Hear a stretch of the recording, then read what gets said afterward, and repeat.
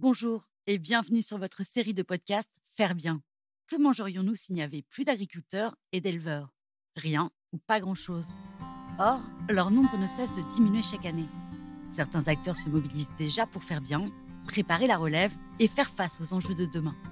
C'est pourquoi, à travers ce podcast, nous proposons de partager tous les 15 jours notre vision de l'agriculture biologique, mais aussi de vous faire découvrir le beau métier d'éleveur, la génération future et tous ceux qui pensent l'agriculture de demain autrement.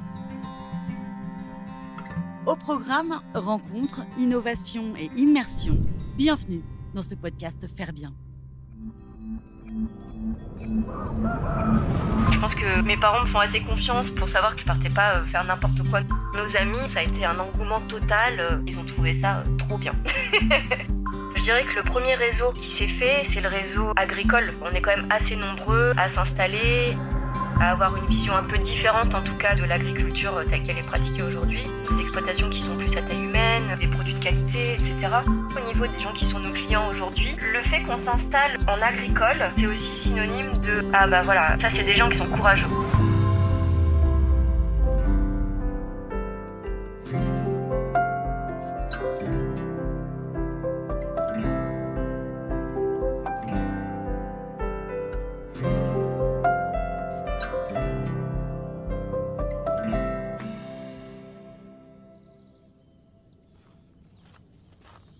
Bonjour à toutes et à tous, on se retrouve aujourd'hui pour un second épisode chez Gwendoline et Madi au sein de la ferme de la Closerie. Alors si vous avez écouté le premier volet qui leur est consacré, vous le savez déjà, Gwendoline et Madi, ce sont deux anciens citadins qui ont fait le choix de changer de vie et qui se sont installés depuis 2019 à Cormelin dans le Calvados. Chose promise, chose due. On poursuit donc notre immersion au cœur de leur nouvelle vie de maraîchers. Et rien de mieux pour commencer cet épisode que de profiter de la vue splendide de leur ferme et de se laisser guider par Gwendoline.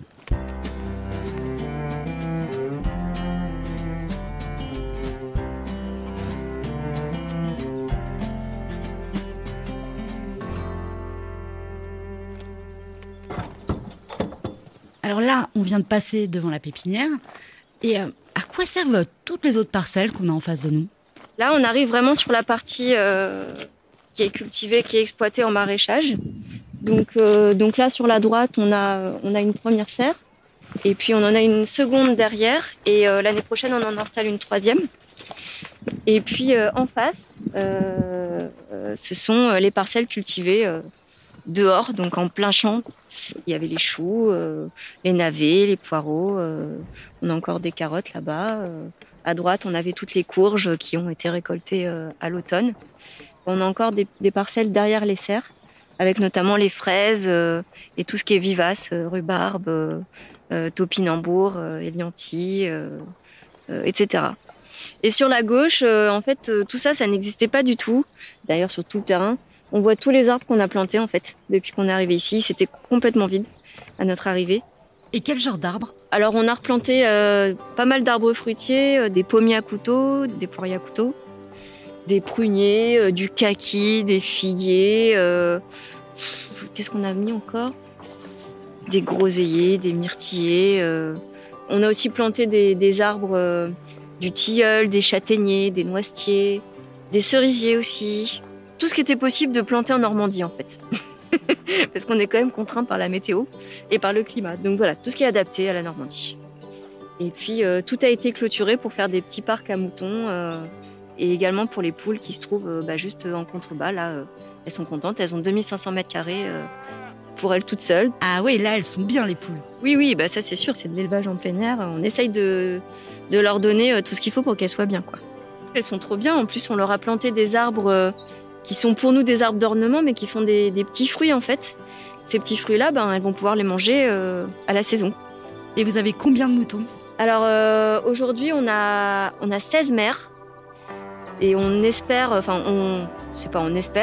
on fait en sorte que ça grandisse encore un petit peu. On aimerait bien avoir une vingtaine de mères. Peut-être qu'un jour, on en commercialisera. Pour l'instant, c'est pas le cas. Et alors, pour l'anecdote, ce sont des moutons que tu as achetés à Colin et Lucie. Les premières brebis, on les a achetées à Colin et Lucie. On a aussi des petits moutons noirs, des moutons d'Ouessant, qui sont mélangés avec les autres, mais là c'est pour l'agrément parce qu'on aime bien ces moutons, ils sont trop mignons.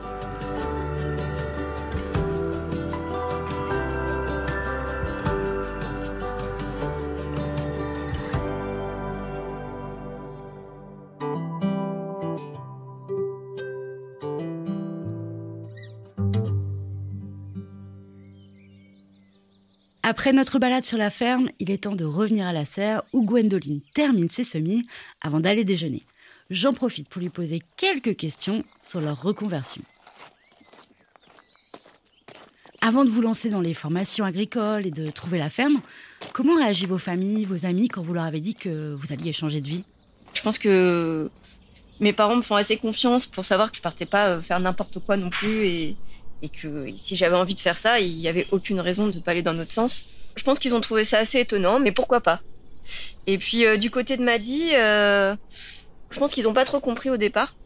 Parce que Madi, il a fait des études d'ingénieur, il avait un bon poste, il avait un bon salaire, etc. Donc pourquoi changer ? Et d'autant plus, pourquoi changer pour un métier comme celui-là ? Mais bon, au fil du temps, ils ont compris l'intérêt. Et puis en plus...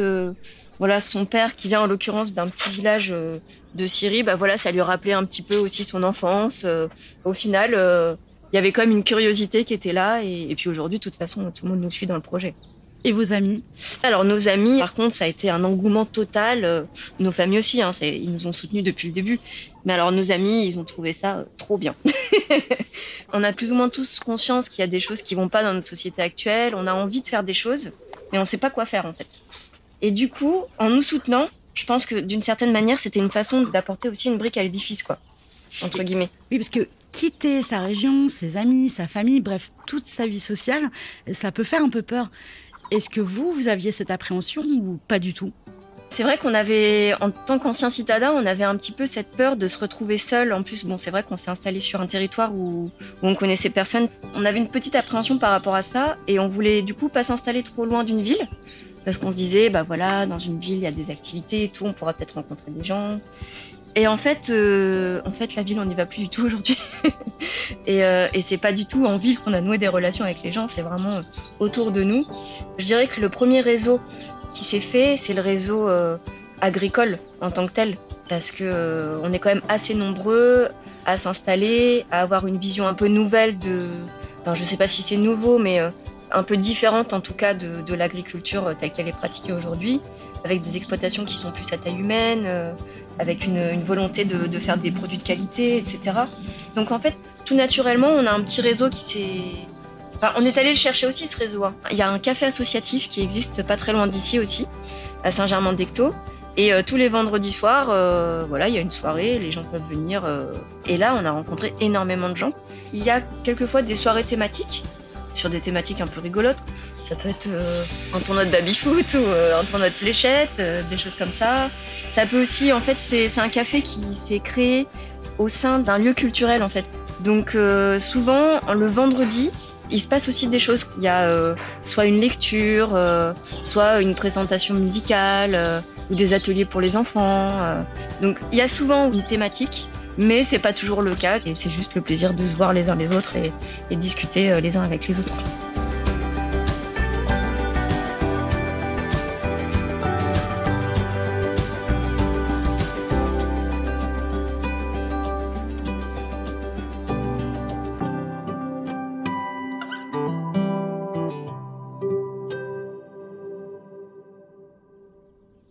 Et du côté des agriculteurs locaux et de vos clients, ça a été facile de s'intégrer ?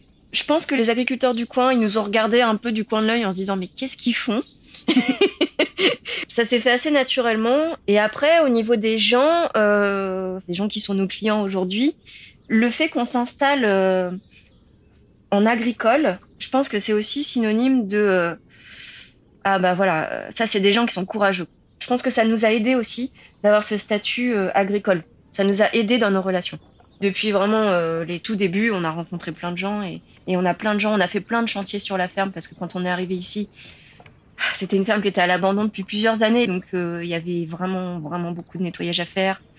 Il y avait ce que je disais tout à l'heure, la taille des vergers, il fallait installer les serres, il y avait plein de gros chantiers. Et on a plein de gens qui sont venus nous aider. Et notamment pour le chantier de taille des pommiers. On avait simplement créé un événement sur Facebook en disant voilà, on fait un chantier participatif.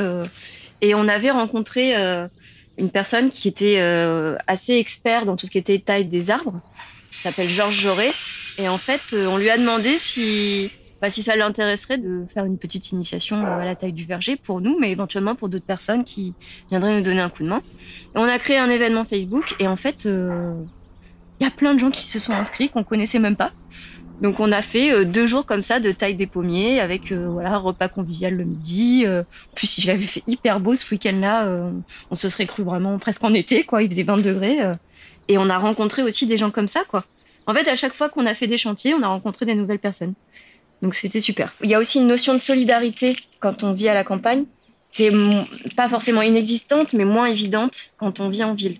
On est tous susceptibles d'avoir un souci demain et voilà, c'est normal en fait de donner un coup de main parce que aujourd'hui c'est eux qui donnent un coup de main, mais demain ce sera peut-être nous, quoi. Enfin, d'ailleurs, ça nous est arrivé d'aller faire aussi des chantiers chez d'autres personnes. Donc c'est vraiment un échange.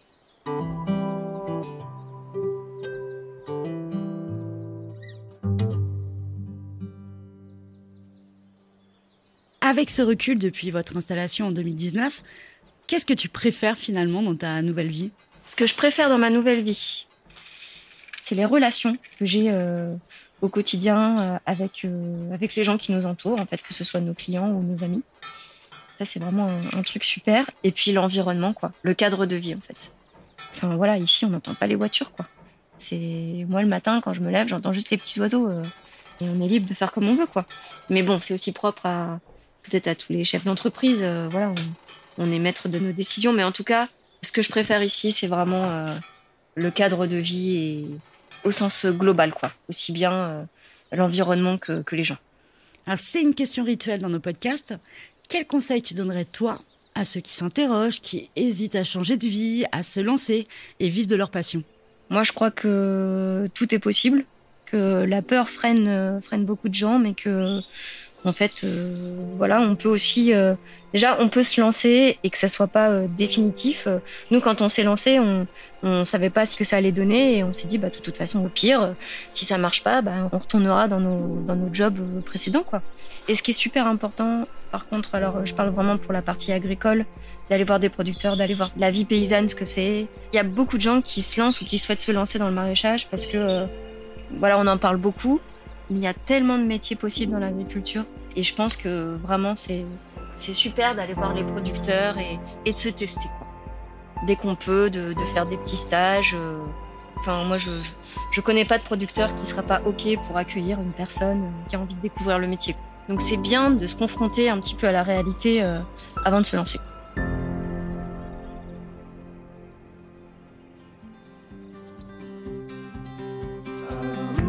Merci à eux pour leur confiance et leur sincérité et nous vous invitons à retrouver toutes les informations et les nombreux produits de leur ferme sur le site lacloserie.net. Alors si ce n'est pas déjà le cas et que ces sujets vous intéressent, n'hésitez donc pas à écouter l'épisode que nous avions dédié à la reconversion de Linda, qui est propriétaire de la ferme d'Éden. Et puis c'est aussi l'occasion d'aller faire un tour du côté de notre podcast sur l'association Ferme d'Avenir, qui propose chaque année des formations en agroécologie. Nous espérons que cet épisode au grand air vous a plu. Merci de votre fidélité et à très bientôt.